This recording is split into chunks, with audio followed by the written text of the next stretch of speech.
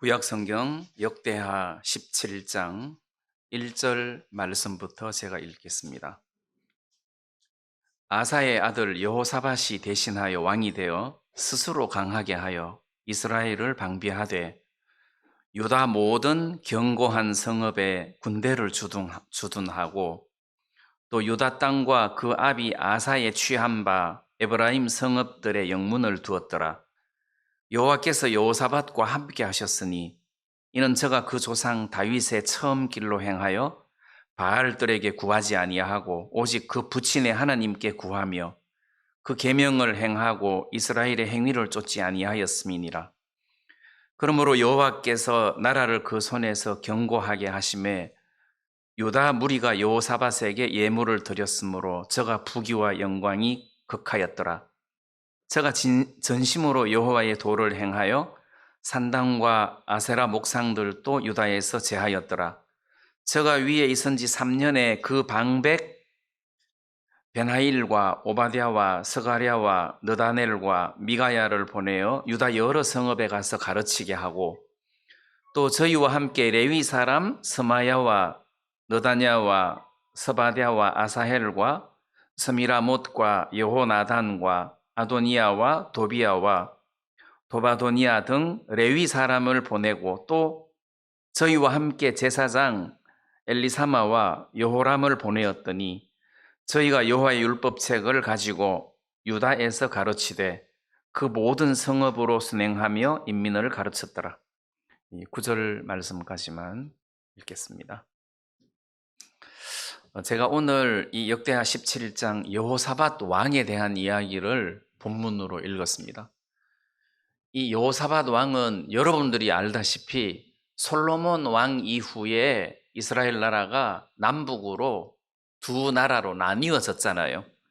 그래서 남쪽 유다 왕국의 첫 번째 왕이 르호보암이고 두 번째 그 아들 아비얌 또는 아비야 왕입니다. 그리고 세 번째 왕이 그 아들 아사 왕이고 그리고 네 번째 왕이 그 아사의 아들 오늘 이 본문에 나타난 여호사밧 왕입니다.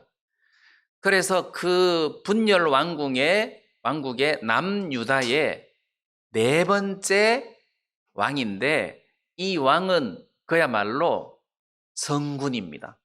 하나님을 사랑하고 나라를 하나님 앞으로 이끌어서 아주 부강한 나라로 만든 그런 아주 훌륭한 왕입니다. 여호사밧. 근데 물론 좀 실수해가지고 그 아합 왕하고 연혼해서 사돈 관계를 맺으면서 나중에 이 유다 나라를 풍지박산으로 만드는 그런 실수를 이 여호사밧이 했는데 일단 그 잘못된 것은 좀 오려놓고 오늘 이 여호사밧 왕이 하나님 앞에서 아름답게 신실하게 산 부분에 대해서 좀 생각을 해보면서 우리 오늘 구원받은 성도들이 이 여호사밧처럼 어떻게 신앙하고 접목을 시켜가지고 하나님을 사랑하면서 하나님을 기쁘게 하면서 살아갈 수 있을 것인가 이런 부분들을 좀 같이 생각할 수 있었으면 좋겠습니다. 먼저 저는 17장 1절에 아사의 아들 여호사밧이 대신하여 왕이 되어 스스로 강하게 하여 이스라엘을 방비하되 자, 이 대목을 먼저 생각을 하려고 합니다. 여호사밧이 왕이 됐어요. 이제 첫 번째 딱 생각을 해보니까 우리나라가 강해야 되겠다. 왜? 이 강해야 되겠다라는 이 심리 속에는 외침들이 많았다는 거죠. 아버지 시대 때도 북쪽 이스라엘하고 전쟁이 굉장히 잦았어요. 그리고 또 아버지 시대 때는 그 아프리카 구스가 100만 대군을 이끌고 와가지고 전쟁하는 일도 있었단 말이에요. 그리고 또 블레셋은 옛날부터 사울 왕 시대 때부터 계속해서 이스라엘을 침공하는 이런 일들이 있었고 또 여호사밧 시대 때도 이쪽 동쪽으로 에돔이나 모압이나 아람이나 이런 나라들이 끊임없이 이 유대 나라를 공격해 왔기 때문에 왕이 되고 난 이후에 여호사밧이 이 나라를 강하게 해야 되겠다. 강하게 해야 되겠다. 이제 이런 마음을 갖는 것이 당연하겠죠.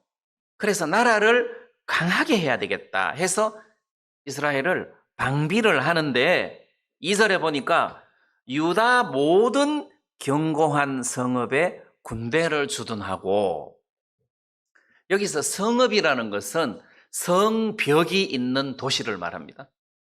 그래서 유대 나라에 성벽이 있는 모든 도시에다가 군대를 주둔시켰어요. 뿐만 아니라 유다 땅과 그 아비 아사의 취한 바 에브라임 성읍에 영문을 두었더라. 자, 에브라임은 원래 이스라엘 땅입니다.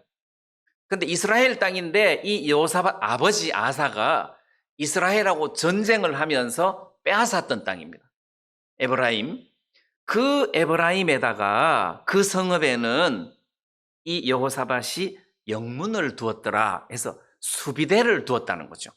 그래서 그 수비대를 두어가지고 그 군대들로 하여금 에브라임을 지배를 하게 했단 말입니다. 그래서 이제 성읍들의 군대를 주둔시키고 그 다음에 수비대를 두고 이렇게 해서 나라를 굉장히 강하게 했을 뿐만 아니라 오늘 본문에서 읽지 않았지만 이 17장 후반에 보면 군사들이 116만 명이고 그 외에도 여호사밧 왕을 보호하는 많은 군사들이 있었다고 했으니까 100만 명이 넘는 그런 군사들을 여호사밧이 보유하고 있으면서 스스로를 굉장히 강하게 했다는 거예요.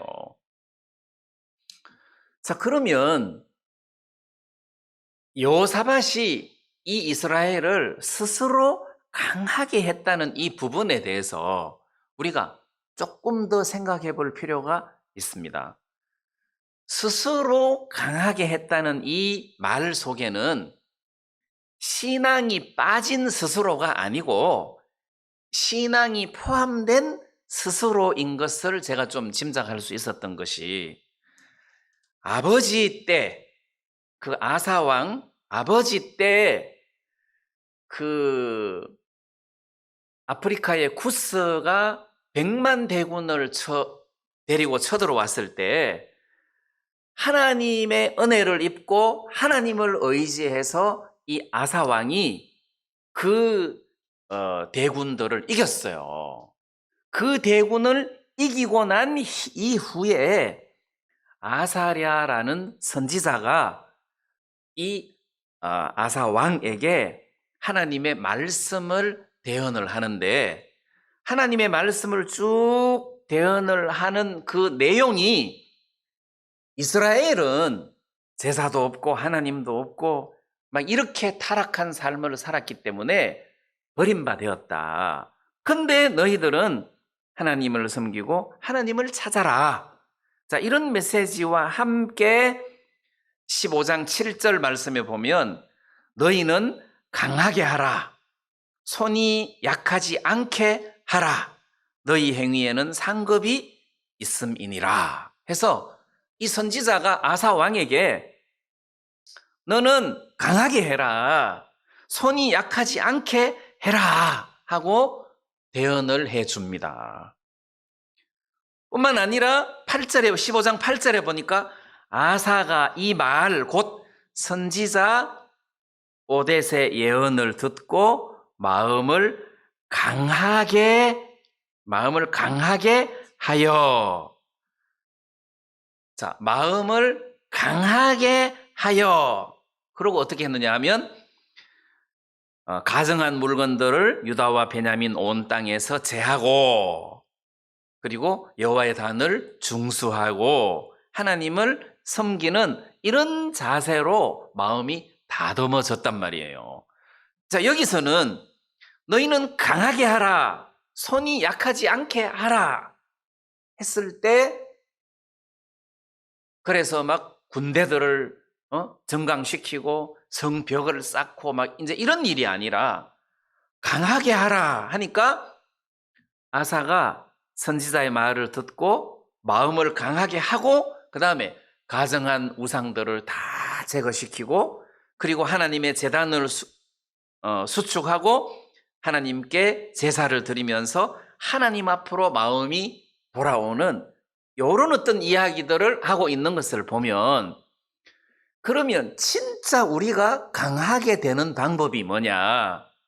군대를 주둔하고 군대 수를 늘리고 성벽을 높이 사는 것이 진짜 강하게 할 수 있는 거냐? 그건 아니라는 거죠.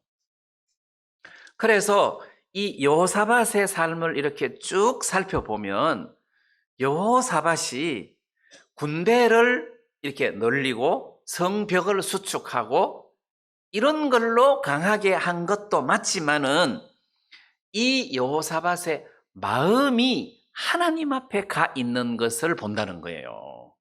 이제 그 일례로 뭐 나중에 이야기하겠지만 여호사밧이 군대를 주둔시킬 뿐만 아니라 7절, 8절, 9절 이렇게 말씀을 보면 레위 사람들이나 방백들을 유다 전역에 보내가지고 백성들을 율법으로 가르치는 대목이 나오는데 이 백성들뿐만 아니라 왕이 하나님의 율법의 말씀을 배우고 순종하고 하나님 앞으로 기울어졌을 때 그 나라가 진짜 강해질 수 있다는 거예요. 자, 그러면 스스로 강하게 한다. 자, 강하게 한다 할 때, 그냥 막 성만 튼튼하게 해야 강하게 되는 것이 아니라, 하나님을 신뢰했을 때, 비로소 나라가 강하게 된다는 겁니다. 자, 그러면 일예로, 여호사밧이 이렇게 스스로 강하게 했는데, 20장에 보니까 모압 자손과 암몬 자손이 쳐들어왔어요. 모압 자손과 암몬 자손이 쳐들어왔을 때 20장 3절에 보니까 여호사밧이 두려워하여 여호와께 낯을 향하여 간구하고 온 유다 백성에게 금식을 해라 하고 공포를 했단 말이에요. 지금 여호사밧이 군사가 100만 명이 넘습니다. 그리고 유다 모든 성읍에 벽이 있는 성읍에 군대를 주둔시켰을 뿐만 아니라 지금 군사가 막강한 힘을 갖고 있단 말이에요. 지금 이 여호사밧이 다스리는 유대 나라가 약한 나라가 아니에요. 굉장히 강한 나라고 경제적으로도 하나님의 은혜를 입어서 부귀와 영광이 극에 달했다고 했으니까 굉장히 잘 살고 또 군대도 막강하고 아주 강한 나라임에도 불구하고 모압과 암몬 자손이 연합해서 유대 나라를 쳐들어오니까 여호사밧이 굉장히 두려워하더라는 거죠. 그래서 온 백성들에게 금식을 공포를 했단 말입니다. 그리고 하나님께 간구하게 됐는데 그 금식하면서 하나님 앞에 간구하는 그 와중에 하나님께서 레위 사람 야하시엘에게 하나님 말씀이 나타난 거예요. 야하시엘이 이스라엘 백성들에게 대언하여 말씀하시기를 이 큰 무리를 인하여 두려워하거나 놀라지 말라. 자, 이렇게 말씀하면서 이 전쟁에는 너희가 싸울 것이 없나니. 자, 15절, 17절입니다. 이 전쟁에는 너희가 싸울 것이 없다 하고 레위 사람 야하시엘을 통해서 하나님이 말씀을 하셨는데 그 말씀을 들은 여호사밧이 그 말씀을 그대로 받은 거잖아요.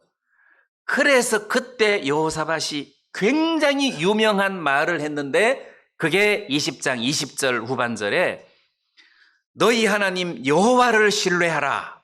너희는 너희 하나님 여호와를 신뢰하라. 그리하면 견고히 서리라. 그 선지자를 신뢰하라. 그리하면 형통하리라. 이 메시지를 전했다는 겁니다. 그리고 이 전쟁에서 전쟁 제일 앞부분에 여호사밧이 찬송하는 사람을 앞세웠어요. 말하자면 레위 사람들 중에 하나님을 찬송하는 사람들이 있는데 직업 자체가 찬송이에요. 그 사람들을 군대 제일 앞에 내세워서 찬송을 하게 하고 군대들은 그 뒤를 따라갔는데 그게 전쟁이 됩니까? 근데 진짜 그렇게 했는데 이 모압 자손과 암몬 자손이 이스라엘 백성들 앞에서 완전히 패했어요. 말씀대로 이 전쟁에는 너희가 싸울 것이 없다 했는데 자기들끼리 싸워서 주저앉아 버린 거예요. 자기들끼리 싸워서 완전히 주저앉아 버렸어요. 자, 여기서 여호사밧이 한 말 중에 너희는 너희 하나님 여호와를 신뢰하라. 자, 여호와를 신뢰하라. 말은 여호와의 말씀을 신뢰하라. 이런 의미겠죠. 선지자를 신뢰하라. 선지자의 입에서 나오는 여호와의 말씀을 신뢰하라. 이런 의미겠죠. 자, 여기서 이제 이 선지자라는 대목이 우리는 좀 악용될 요지가 있어요. 선지자 그러면 한문을 그대로 번역을 하면 먼저 선, 알지잖아요. 먼저 안다. 그래서 내가 저 선지자한테 가면은 저분은 먼저 알기 때문에 그것도 하나님의 말씀을 비밀을 먼저 알기 때문에 내가 저분에게 가야 된다. 이 시대의 선지자가 하나님의 종이고 목사님이다. 목사님이 먼저 알고 있기 때문에 내가 어떻게 행해야 될지를 종에게 가서 물어보면 대답을 해 주실 것이다. 자, 이런 어떤 뉘앙스를 가지기가 쉽다는 거예요. 근데 구약의 선지자니 선지자라는 개념보다도 험정역 번역에서는 대언자다 이렇게 번역을 해놨는데 이 대언자라는 말은 대신 말씀을 전해주는 사람이다 이런 의미예요. 대언자다. 그러면 하나님의 말씀을 하나님께서 야하시엘에게 지금 금식하고 있는 이스라엘 백성들에게 네가 내 말을 좀 대언을 해줘라 했기 때문에 대언자에게 무게중심이 있는 겁니까? 대언자의 입에 있는 하나님의 말씀에 무게중심이 있는 겁니까? 말씀에 무게중심이 있는 겁니다. 그렇기 때문에 선지자를 신뢰하라는 말은 선지자 자체에다가 무게중심을 두는 것이 아니라 선지자 입에서 나오는 하나님의 말씀에 무게를 두는 거란 말이에요. 그러니까 너희는 하나님 여호와를 신뢰하라. 선지자를 신뢰하라 했을 때는 하나님의 말씀을 신뢰하라는 뜻이에요. 자, 그렇다면 여호사밧이 그 야하시엘이 대언하는 하나님의 말씀을 그대로 듣고 믿었어요. 그리고 백성들에게 여호와를 신뢰하라. 선지자를 신뢰하라. 자, 이렇게 이야기를 했다는 겁니다. 그리하면 견고히 서리라. 그리하면은 강해질 것이다.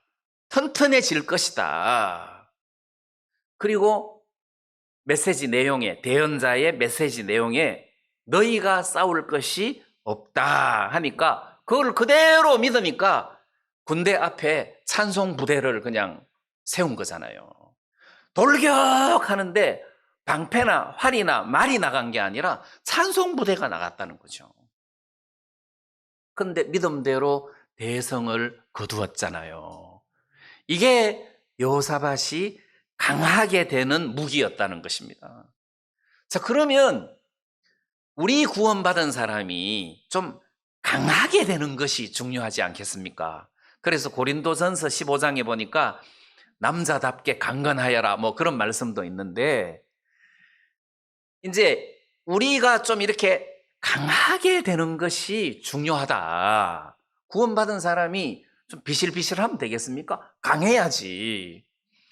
그래서 그 우리 교회 단톡방에 송영재님 올린 글에 보니까 그 찬송 작시가 그냥 나온 게 아니더라고요.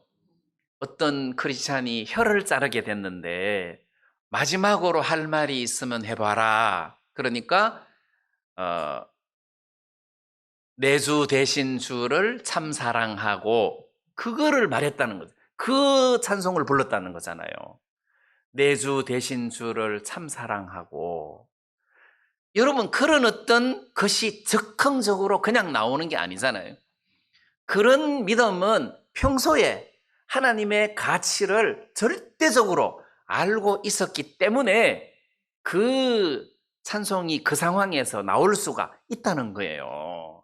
그리고 두 아들이 불에 타서 죽었는데 그 죽은 시신 앞에서 처음에는 슬퍼했지만 내 주여 뜻대로 행하시옵소서, 뭐 살든지 죽든지 뜻대로 하소서, 이런 어떤 찬송을 작시했다는 것은 그건 그냥 된 것이 아니라는 거예요. 미친 것이 아니고 하나님의 가치를 아는 사람이라는 겁니다. 저는 뭐 음악에 대해서 잘 모르지만 핸델의 메시아가 굉장히 유명하잖아요. 근데 어느 날 핸델이 길을 가다가 보니까 가발을 잃어버린 거예요. 막 가발을 쓰고 다녔던 모양입니다. 가발을 잃어버렸는데 마침 그때 아가씨가 그 가발을 찾아줬대요. 근데 이 아가씨는 이발소에서 근무하는 아가씨인데 그 너무 고마워가지고 그 이발소를 자주 들락날락 하다가 보니까 사랑을 하게 돼버린 거예요, 핸델이. 그래서 사랑을 하게 되어가지고 나중에는 그 핸델의 오라토리오, 자기 오라토리오 메시아를 친필 작곡한 그걸 그 아가씨한테 선물을 했대요. 그게 얼마나 가치가 있는 건데, 그래서 자기 오라토리오 메시아를 그 친필로 쓴 곡을 선물로 줬는데 어느 날 또 그 아가씨 만나러 가서 보니까 그 악보로 그 다른 남자 머리를 말고 있더라는 거지. 근데 이 핸델 온 걸 모르고 그냥 일을 계속하고 있었는데 그 악보로 그걸 말고 있는 거를 보는 순간 그때부터 이 아가씨를 안 만났다고 하잖아요. 그러니까 그 가치를 모르면 그럴 수 있는 거 아니에요. 구텐베르크가 금속 활자를 만들기 전에는 성경책 한 권 사려면 집을 한 채 팔아야 했대요. 그만큼 성경이 가치가 있었어요. 그런데 요즘은 성경책을 책꽂이에 꼽아놓고 아무도 안 읽잖아요. 뭐 그거를 말아가지고 뭐 머리를 마는 거나 뭐 비슷한 거 아니에요? 성경책을 안 읽을 뿐만 아니라 성경책에 나타난 내용을 그대로 믿음으로 받아들이지 못하는 경우가 허다하다는 거예요. 가치를 모르기 때문에 그렇다는 거죠. 이 말씀을 통해서 그리스도의 가치를 아는 사람은 혀를 자르는 그 시점에서도 내 주 대신 주를 참 사랑하고 그 고백을 할 수 있다는 거죠. 아들이 죽었음에도 불구하고 내 주여 뜻대로 하시옵소서 이렇게 작시할 수 있다는 거예요. 미쳐서 그런 것이 아니고 그렇게까지 할지라도 나는 부족하다, 손해볼 것이 없다, 예수의 가치가 너무 크기 때문에 그렇다는 거예요. 그게 그 사람에게 강점이고 강하다는 거예요. 그런 사람에게는 이런 우환이 찾아와도 흔들리지 않는 거죠. 그런 사람에게는 암이 찾아와도 흔들리지 않는다는 거예요. 그래서 나는 여러분들이 강하게 되기를 바란다는 거지. 스스로 강하게 되기를 바란다. 그러면 여러분들이 암이 찾아오면 어떡하지? 모압이 쳐들어오면 어떡하지? 성벽을 튼튼하게 세우고 하듯이 암이 찾아오면 어떡하지? 암보험. 내가 늙어서 일을 못하면 어떡하지? 연금. 자, 이렇게 해서 성을 튼튼하게 한다 하더라도 막상 암이 찾아오면 편안합니까? 안 편안하죠. 편안할 수가 없어요. 그러면 스스로 나를 강하게 하는 방법은 하나님의 말씀의 지배를 받는 것밖에 없다는 거죠. 하나님을 신뢰하고 선지자를 신뢰하는, 그 입에서 나오는 하나님의 말씀을 신뢰하는 것이, 그것이 나를 강하게 하는 거란 말이에요. 내가 거듭 말씀드리지만 목사를 신뢰하는 것이 아닙니다. 목사를 신뢰하는 것이 아니라 내 입에서 하나님의 말씀이 나올 때 그 말씀을 신뢰하는 것이기 때문에 나를 신뢰하는 것이 아니라 말씀을 신뢰하는 거란 말이에요. 그런데 내가 목사가 하나님의 말씀이 아닌 다른 메시지를 여러분들에게 전했을 때 그거는 여러분들이 받아들여서는 안 된다는 거지. 왜? 내 입에서 나왔지만 하나님의 말씀이 아니기 때문에 그렇다는 거예요. 내가 목사지만 목사 입에서 나오는 모든 것이 100% 하나님 말씀이다. 그게 아니잖아요. 하나님 말씀이 아닌 것이 나올 수도 있다는 거예요. 그래서 목사든 누구든 하나님의 말씀이 그 입에서 나왔을 때 그 말씀을 전적으로 신뢰하는 것이 신앙의 기본이다. 그거를 여러분들이 배우셔야 돼요. 그래서 무조건 믿어야 되는 것이 아니라 분별해 가면서 믿어야 되는 거예요. 분별해야 돼요. 저 사람이 요즘 성경적인 메시지를 전하고 있나 분별해야 된다는 거죠. 그래서 성경적이지 않으면은 고쳐야 되는 거죠. 내가 만약에 실수를 했으면 고치면 되는 건데 고집을 피우면 그 사람 좀 꺾어야 되잖아요. 아무리 훌륭한 사람이라도 잘못 이야기하면 안 된다는 거죠. 만약에 내가 여러분들에게 여러분 우리가 구원을 받았습니다. 구원을 받았지만 여러분들이 세상에 젖어서 마음대로 멋대로 죄 지으면서 살면 구원이 취소됩니다. 그러면 여러분들이 문제 제기를 해야 될 거 아니에요. 그렇죠? 그러면 목사가 그렇게 이야기를 한다면 문제를 제기해야 되고 아멘 할 수 없습니다 하고 성경적으로 토론을 해서 그 사람을 꺾든지 무슨 문제를 해야 되는 것이지 무조건 그대로 받아들여서는 안 된다는 거잖아요. 그러니까 여러분들이 이 교회 안에서 나도 저 메시지가 성경적인가를 분별하기 위해서 이 하나님 말씀을 숙지하고 있어야 된다는 거죠. 아, 성경에는 이렇게 돼 있구나. 성경에는 이렇게 돼 있구나. 성경에는 이렇게 돼 있구나. 이런 부분들에 대해서 정확하게 숙지하고 판단을 할 수 있어야 내가 강한 자가 될 수 있다는 겁니다. 강한 자가 될 수 있다는 거예요. 그래서 저는 이제 이 교회를 여기서 개척한 지가 이제 올해 4년째 접어들었어요. 4년째 접어들었어요. 3년 하고 지금 4개월이 지났습니다. 그런데 처음에 이렇게 교회를 개척한다고 했을 때 누군가가 김동석 목사가 교회를 시작했다 하더라. 저주를 받을 거다. 내가 그 이야기를 들었어요.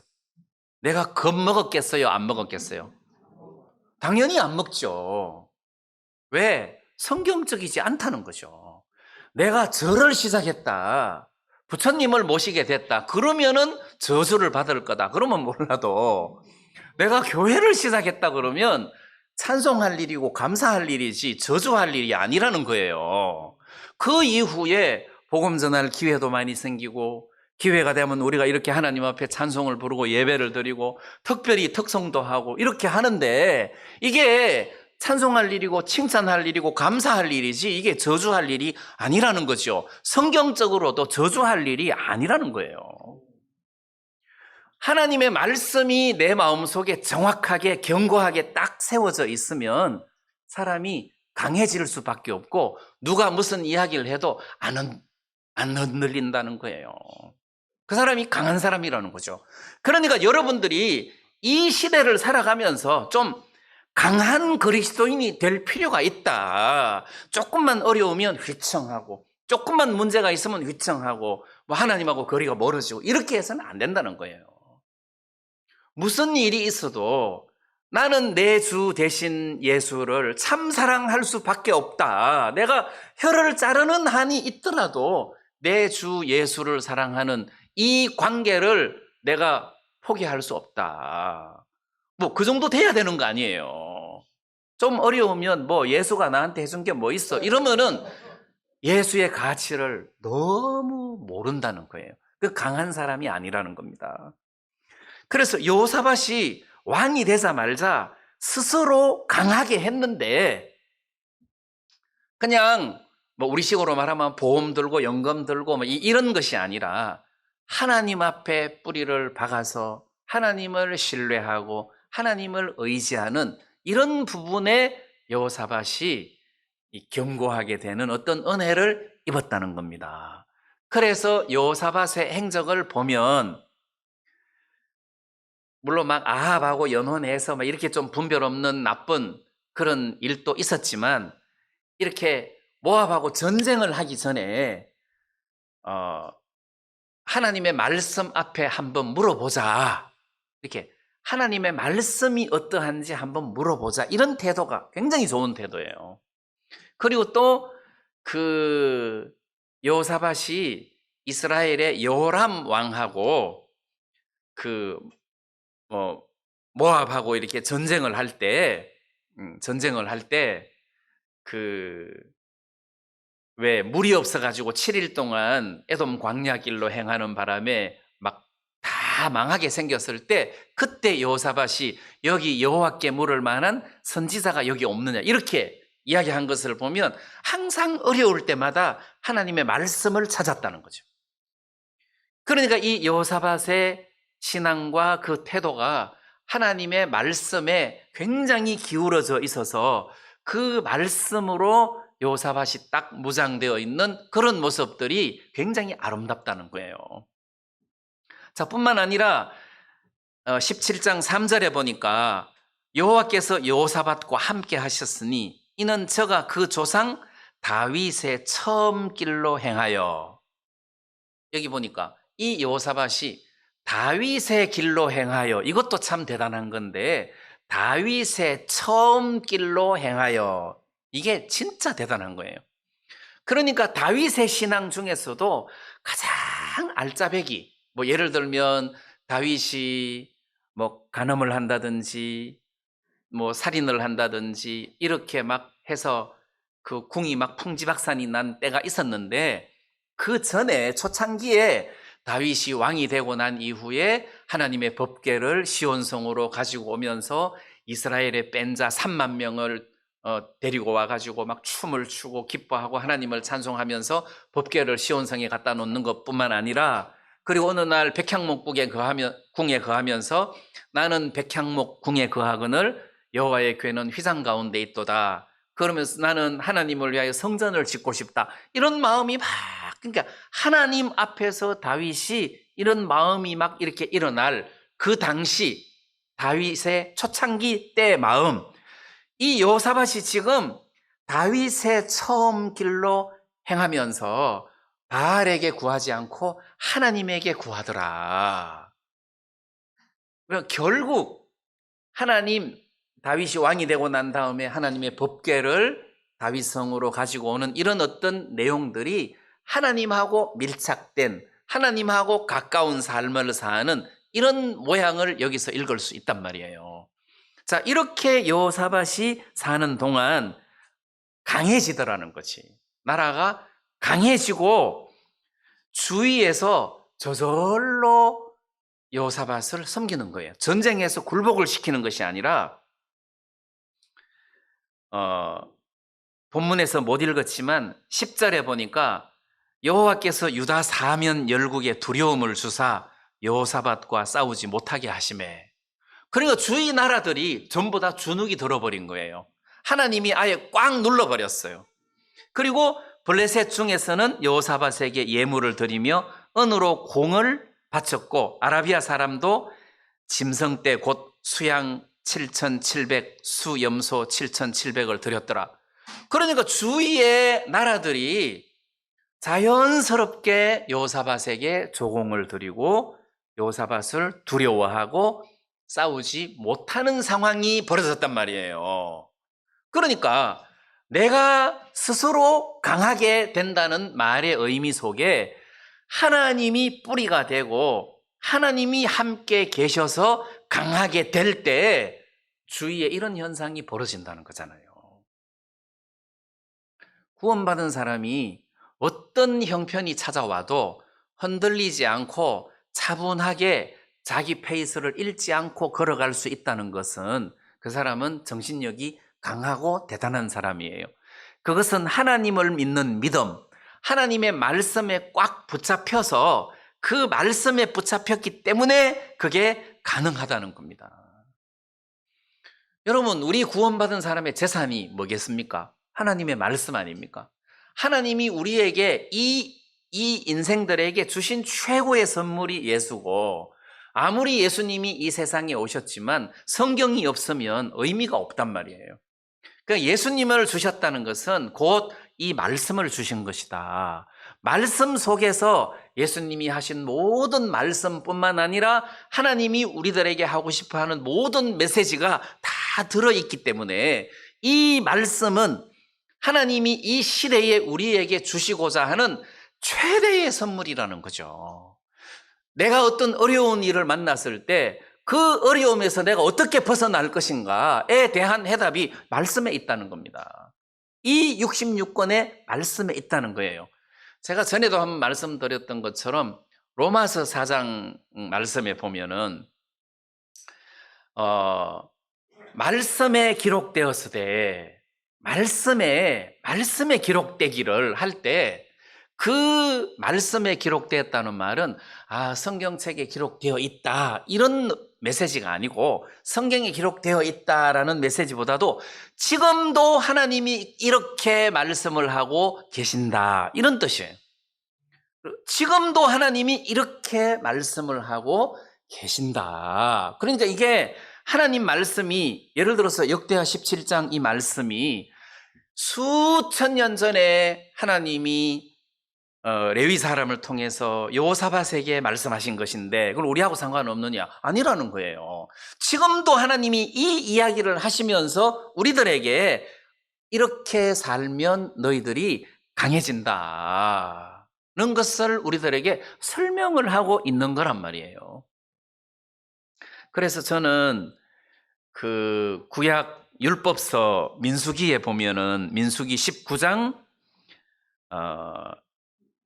18절에 보면 17장 18절에 보면 그가 왕위에 오르거든 레위 사람 제사장 앞에 보관한 이 율법서를 등사하여 평생에 자기 옆에 두고 읽어서 그 하나님 여호와 경외하기를 배우며 율법의 모든 말과 이 규례를 지켜 행할 것이라. 여기 보니까 딱 왕이 되면 그 사람은 제사장 앞에 보관한 율법을 복사해가지고 등사해서 자 우리가 이렇게 갖고 있듯이 평생에 자기 옆에 두고 읽어서 그 하나님 여호와 경외하기를 배워라. 그러니까 이건 하나님을 위해서가 아니라 그 왕을 위해서예요. 자기를 위해서예요. 여호사밧을 위해서예요. 그 여호사밧이 왕이 됐으면 율법서를 등사해서 자기 옆에 두고 평생을 그것을 읽고 배워야 된다는 거 아니에요.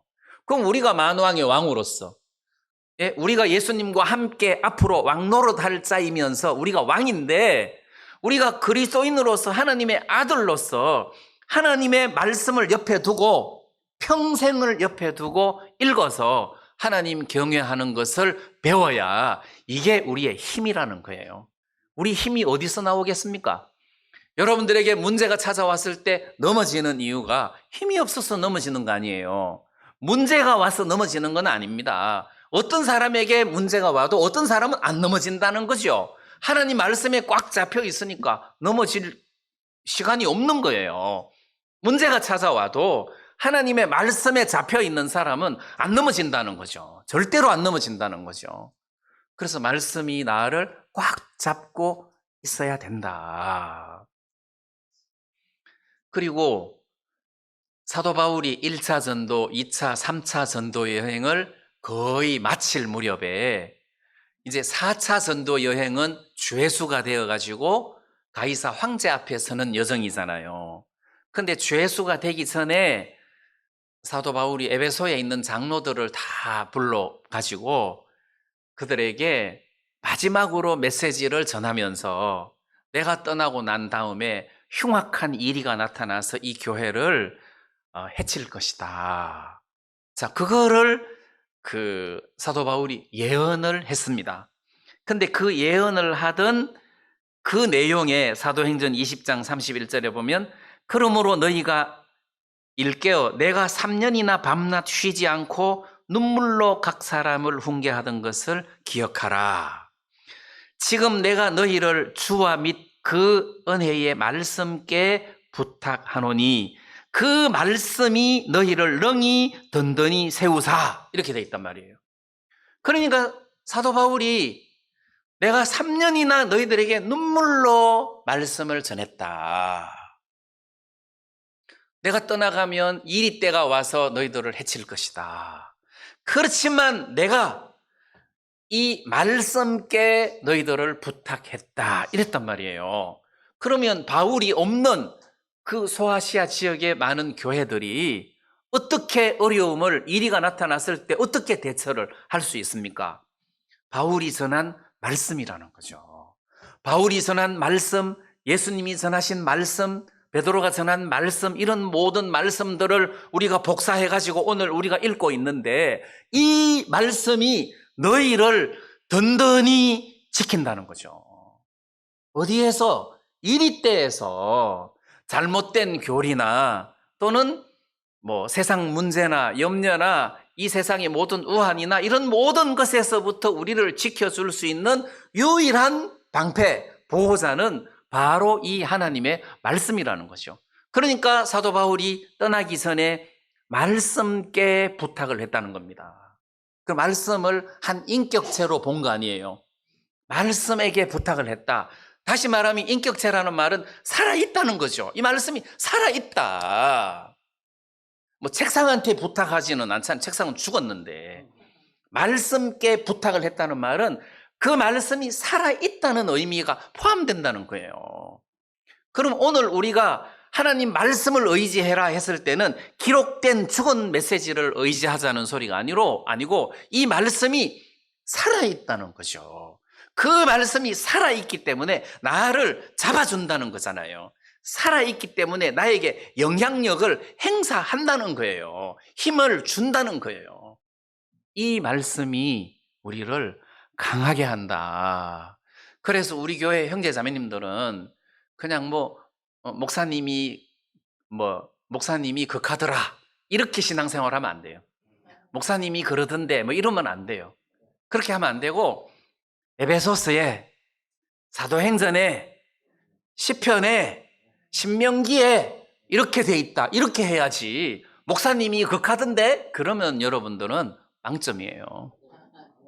다른 데는 몰라도 여기 한빛침례교회 성도들은 말씀해 이렇게 해야 돼요. 목사님이 나보고 구원받았다 하던데 그러면은 그 사람은 빵점이에요. 말씀해 이렇게 말씀해 맞죠? 말씀해. 이런 부분들이 참 이 여호사밧 왕을 우리가 본받을 만하다는 생각이 좀 들고, 그 다음에 이제 7절과 9절 하반절에 보니까 7절에도 여러 성읍에 가서 가르치게 하고 9절 끝에도 성읍으로 순행하며 인민을 가르쳤더라.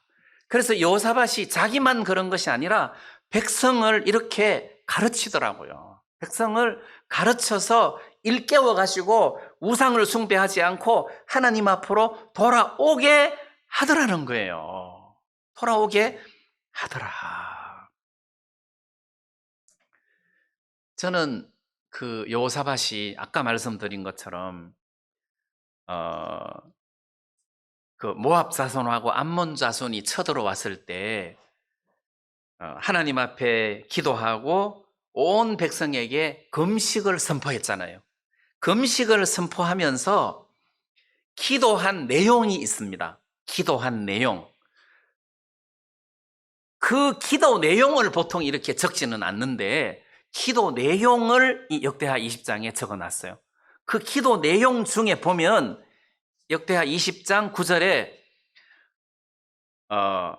만일 재앙이나 난리나 견책이나 온역이나 기근이 우리에게 임하면 주의 이름이 이 전에 있으니 우리가 이 전 앞과 주의 앞에 서서 이 환난 가운데서 주께 부르짖은즉 들으시고 구원하시리라 하였나이다.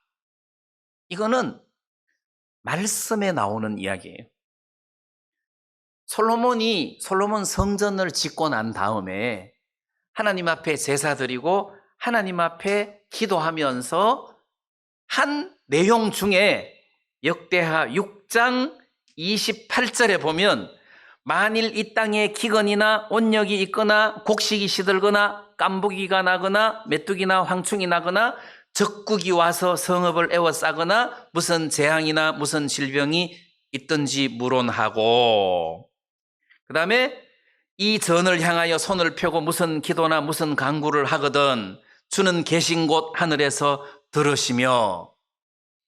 그러니까 솔로몬이 하나님 앞에 기도한 그 내용을 읽고 요사밧이 읽고 그래 이렇게 기도하면 하나님이 들어주신다고 했지 않습니까? 하고 말씀을 내놓고 지금 여호사밧이 한 성소를 건축하고 이러기를 역대하에 이렇게 되어 있으니 이런 일이 환난이 생겼으니까 하나님 우리에게 은혜를 입혀 주셔서 응답해 주십시오. 이렇게 했단 말이에요.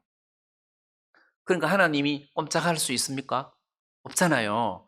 하나님이 이렇게 약속을 하셨는데 꼼짝할 수가 없단 말이에요. 그러니까 이게 무슨 이야기입니까? 하나님 말씀에 이렇게 되어 있는데 이렇게 해 주실 줄 믿습니다. 그럼 하나님은 약속대로 그렇게 하는 거잖아요. 하나님은 또 하나님을 사랑하는 자에게는 그 모든 것을 하나님께서 합력하여 선을 이루시느니라 했으면 그 말씀 펴놓고 하나님 내게 지금 이런 일이 다가왔습니다. 그러면 제가 하나님을 사랑하는데 하나님을 사랑하는 자에게는 이 모든 것들을 합력하여 선을 이룬다고 하셨으니 이 문제를 통해서 하나님 선을 이루어 주실 줄 믿습니다 하고 딱 그 말씀의 터 위에 굳게 서서 걸어간다면 그게 강한 사람이 아니겠느냐는 거예요. 우리가 이렇게 살아야 된다. 그래서 우리는 좀 어렵다고 해서 좌우로 흔들려서는 안 된다. 절대로 좌우로 흔들려서 안 된다. 그래서 믿음으로 담대하게 나가야 된다. 그래서 여호사밧은 백성들을 가르쳤듯이 오늘 우리는 배워야 된다. 그래서 제가 목사인 것이 감사한 게 늘 하나님 말씀을 배울 수 있다는 것이 저는 너무너무 좋은 거예요. 야, 내가 하나님 말씀을 이렇게 배울 수 있고 정확한 하나님의 말씀의 터 위에 내가 설 수 있다는 것이 저는 그게 너무너무 좋다는 거예요. 여러분, 우리가 가지고 있는 이 66권의 말씀을, 이 말씀의 가치를 여러분들이 얼마만큼 매기느냐에 따라서 이 말씀을 멀리 할 수도 있고 가까이 할 수도 있는데, 진짜 이 가치를 아는 사람은 이 말씀을 읽고 숙지하고 그것을 마음속에 담고 그 내용을 하나님 앞에 내놓고 기도하면서 튼튼하게 강하게 서는 삶을 산다는 겁니다. 구원받은 사람에게 말씀이 없으면, 제대로 신앙생활하는 사람은 돈이 없어도 살 수 있지만 말씀이 없으면 못 살아야 되잖아요. 그런데 신앙을 잘 안 하는 사람은 말씀이 없어도 살 수 있지만 돈이 없으면 못 사는 사람이 되는 거예요. 그렇게 살면 되겠습니까? 돈이 없어도 말씀이 없으면 나는 못 산다 해서 내 속에 말씀이 많아야 되잖아요. 전쟁하는 사람이 총은 있는데 총알이 없으면 싸울 수가 없듯이 성경책은 있는데 내 속에 말씀이 없어, 총알이 없어, 그러면 마귀가 슬픔과 두려움을 우리에게 가져다 줘도 우리는 그걸 막을 수가 없고 처리할 수가 없다는 거죠. 이거는 성경책은 총이라면 내가 읽고 숙지하는 메시지는 총알이다. 근데 뭐 빈 껍데기 총만 갖고 있으면 뭐하냐.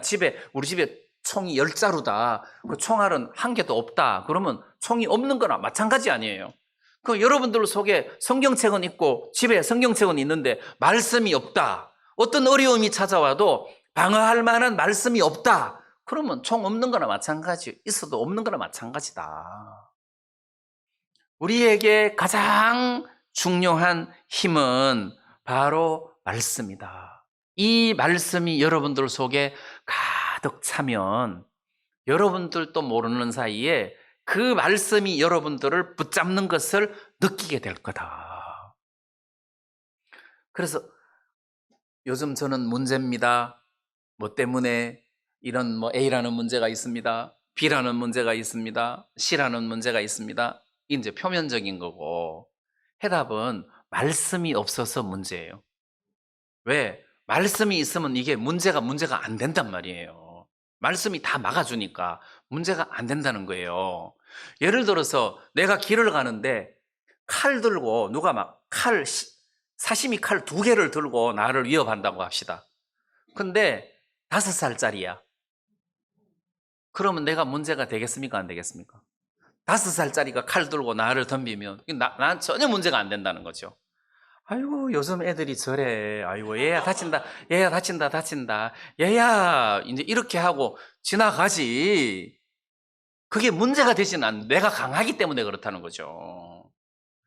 근데 20대 남자가 사시미 칼 2개 들고 딱 서 있으면 긴장이 되고 두렵잖아요. 왜? 내가 못 이기잖아요. 20대는 더 무서워요. 왜냐하면 물불을 안 가리니까. 40대는 생각이나 하니까 괜찮은데 20대는 물불을 안 가리니까 무섭잖아요. 그럼 하나님 말씀이 딱 있으면 누군가가 뭐가 나타나도 문제가 안 된다는 거죠. 괜찮아. 잠시 지나갈 거야. 너를 유익하게 해줄 거야. 너 충분히 이 문제를 감당할 수 있어. 하나님이 이것을 통해서 선을 이루실 거야. 이거 좋은 거야. 이거 나쁜 거 아니야. 좋은 거야. 해서 생각이 바뀐다는 거죠. 하나님의 말씀이 형편을 직시하는 생각을 긍정적으로 바꾸어 버린다는 거죠. 그러니까 문제가 안 되는 거죠. 그래서 성도들에게 문제가 되는 것은 말씀이 없어서 그래요. 죄가 아무리 많아도 말씀이 들어오면 죄가 문제가 됩니까? 안 됩니까? 안 되잖아요. 복음의 말씀이 딱 들어오면 아무 문제가 안 되잖아요. 문제가 어두움이면 말씀은 빛인데 빛이 비추어지면 어두움이 물러가게 되듯이 하나님의 말씀이 우리 속에 정확하게 차 있으면 문제될 것이 없다. 그래서 여호사밧은 분열 왕국의 남왕국의 그 왕으로서 성군이다. 이 사람 참 훌륭한 왕이다. 물론 뭐 실수도 하고 했지만 훌륭한 왕이다. 우리도 좀 이렇게 훌륭한 왕으로서 훌륭한 하나님의 아들로서 강하게 말씀 가운데서 좀 살았으면 좋겠다 하는 이런 생각이 좀 들어서 오늘 제가 이 말씀을 드렸습니다. 우리 말씀 여기까지 드리겠습니다. 우리 다 같이 찬송 한 장 부르겠습니다.